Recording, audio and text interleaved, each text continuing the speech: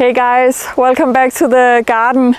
So we are in the new bit of the food forest, or in what we call the explosive garden, and everything is so lush and lovely still because it has been really warm and wet and wonderful, and we are at the end of September, and I haven't really touched the garden for I think about 3 months, so it is beautiful and wild and untamed, and it is my favorite expression right now.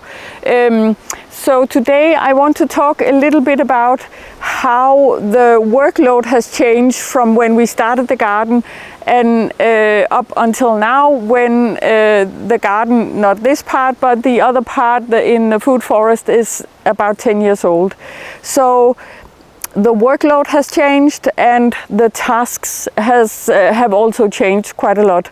So I'm just going to show you some details that I need to show you today because it's so beautiful. As you can see, this is just lush and lovely.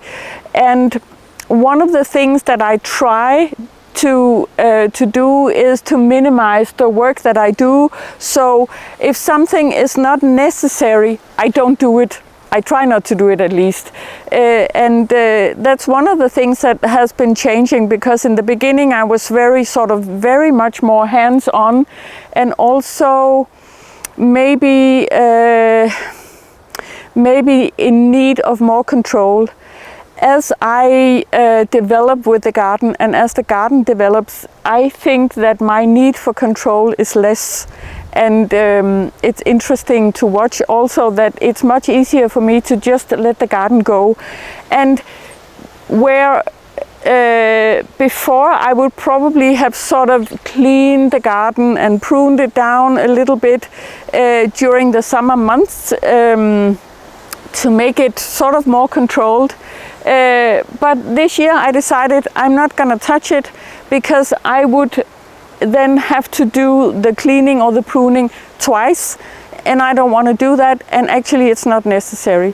And right now everything is so super lush that I think I'll still be waiting at least a couple of weeks or maybe a month before I start the fall cleaning. And actually this is loveliness the way I want it. So as you can see, all the dahlias, they have survived the winter, so they are really big this year because we didn't have a lot of frost. And I have a friend on the island who is doing a lot of seedlings, so these are some of her seedlings, and I just think they are lovely, and they are edible, of course. And I don't eat the bulbs, but or the rhizomes, I don't know what you call them, but we do eat the flowers in salads.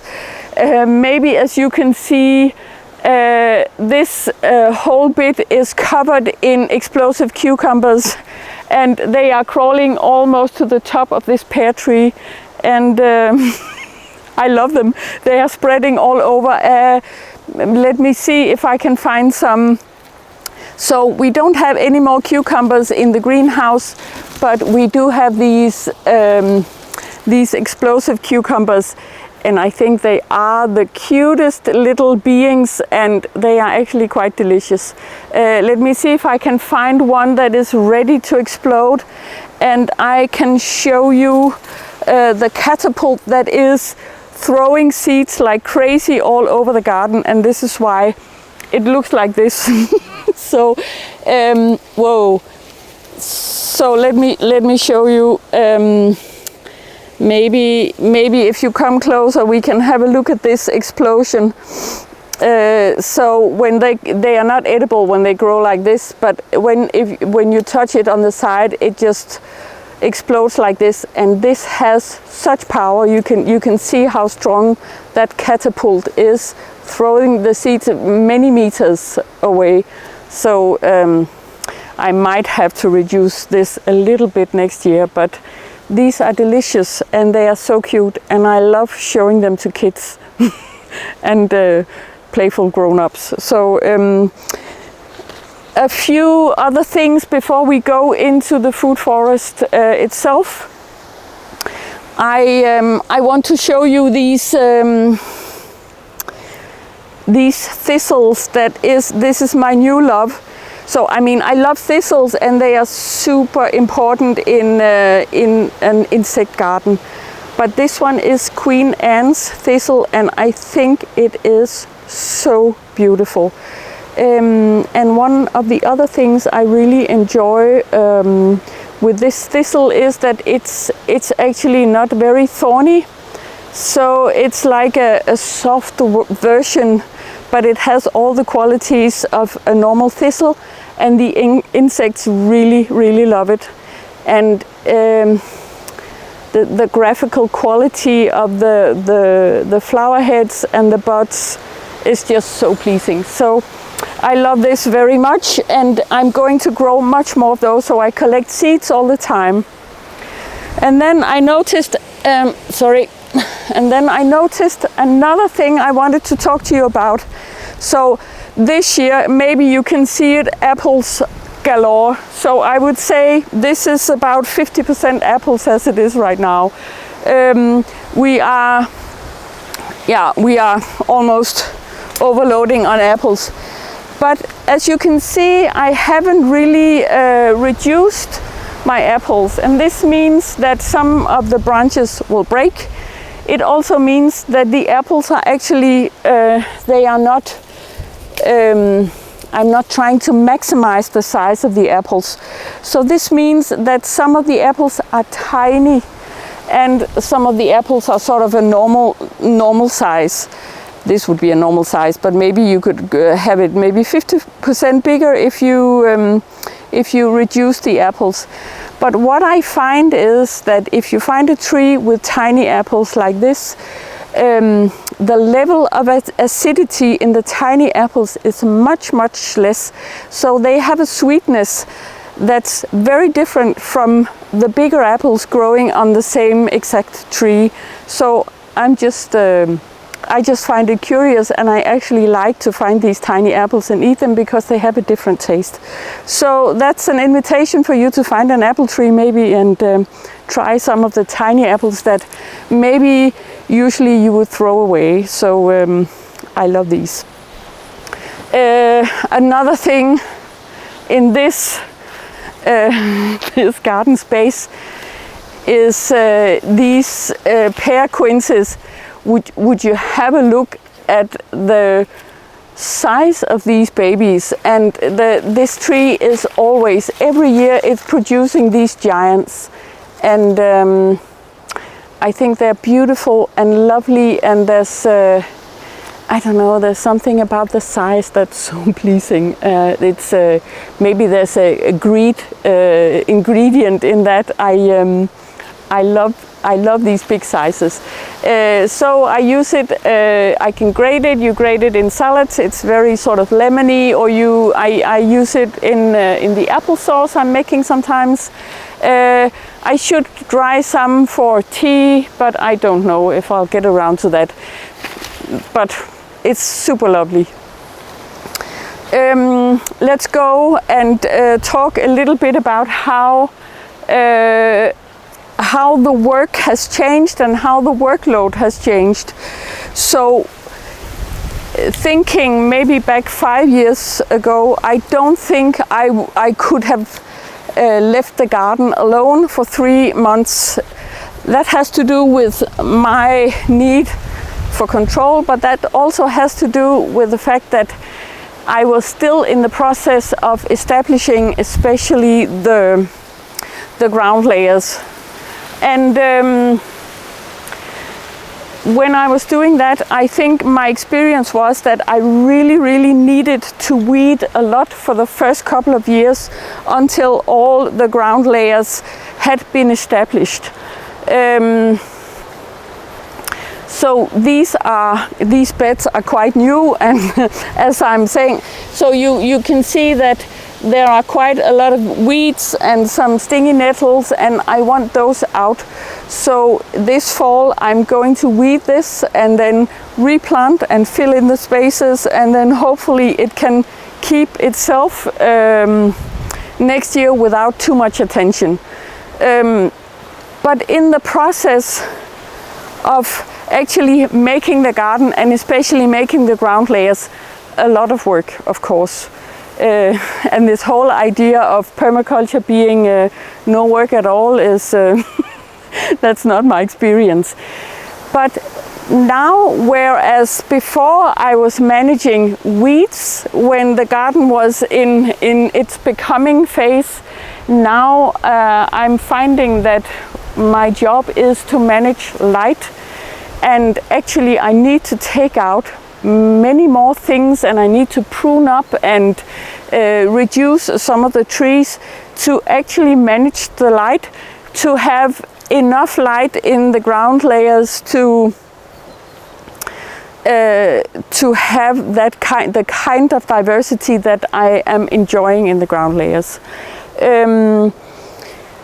So I think we should go this way around, and you will sort of get a sense how we are completely surrounded by plants, and everything is closing in around us, especially in some of these areas, more dense areas. And I mean, I love it the way it is, and I love the wildness of it. But I also see that some of the ground layers are struggling a little bit because the light is simply not enough anymore. But we have Szechuan peppers, and we have roses, and I mean, there's always something lovely to look at and to smell. But what I really like is that actually I've had a break. I've had a real break for 3 months, and the garden is fine. And when I cut it back, it will be more manageable, and it doesn't need me in the same way. But when I'm looking at this area, I have decided that actually I'm going to take out some bigger elements, and this is especially because I think it's too dark and too dense, and also because these hazelnuts, these are standing right beside each other.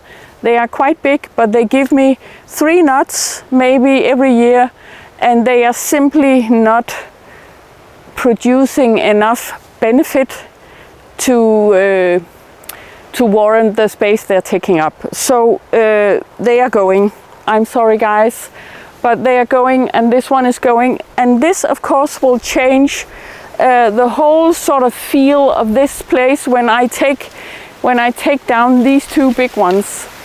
And this means that in this area I will get new opportunities in the ground layers. And that's interesting, and I think that's interesting in the way that I'm moving around the garden. I want that creativity to still be there all the time. I don't want things to stay the same, and they won't, of course.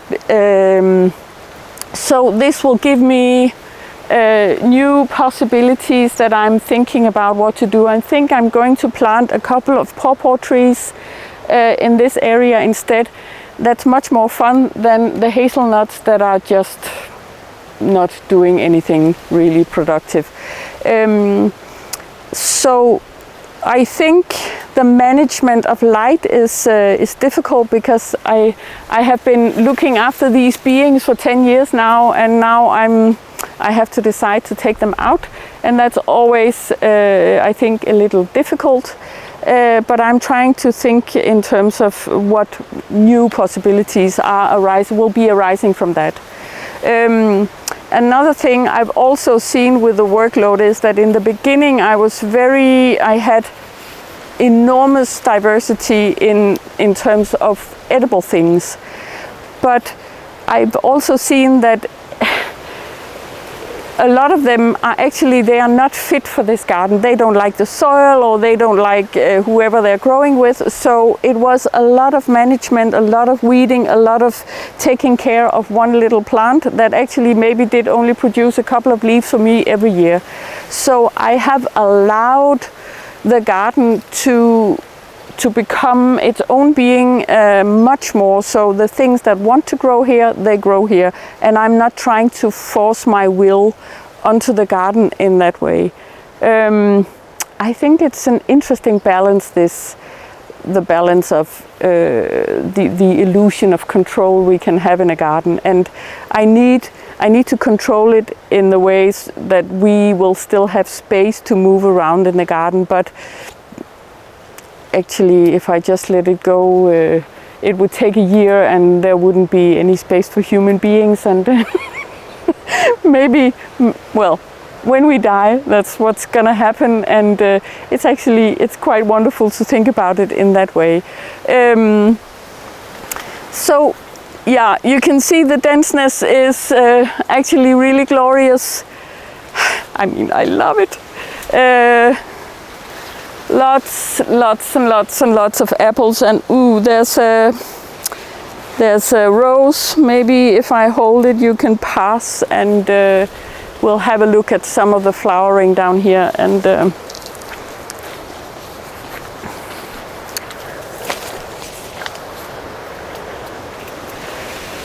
I really think that I am recreating this. The experience of foraging in a forest or in a wild area, and I think it's enjoyable. And I'm also sort of sensing that the garden likes to be left alone in a way.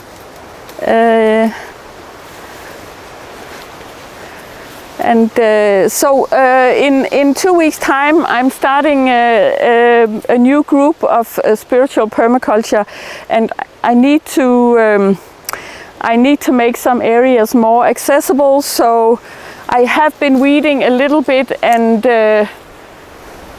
it's just to make space for us to meditate in the garden. But other than that, I think I'm going to leave it in its wildness, and then we will have a look at it in winter. Of course, it's going to look different, and in spring it's much more managed and clean, and then it's going to move into this sort of being again. Actually, really lovely. So.